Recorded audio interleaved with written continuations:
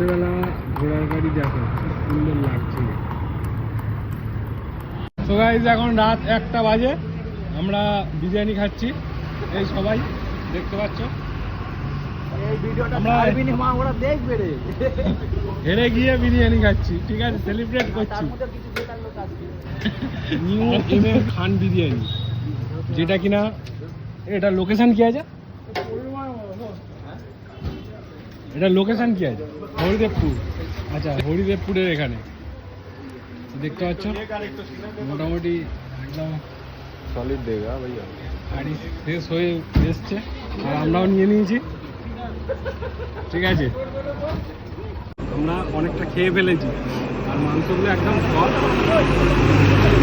Just বেশ ভালো লাগছে। আমি দেশি ভিডিওতে আর দেখাতে পারছি না কারণ খুব জোরে খিদে পেয়েছে। চলো, এই দেখতে হচ্ছে বেশ ভালো, খারাপ না। আলুও 2-3টে করে দিয়েছে। এই আরেকটা বাইট নিলাম,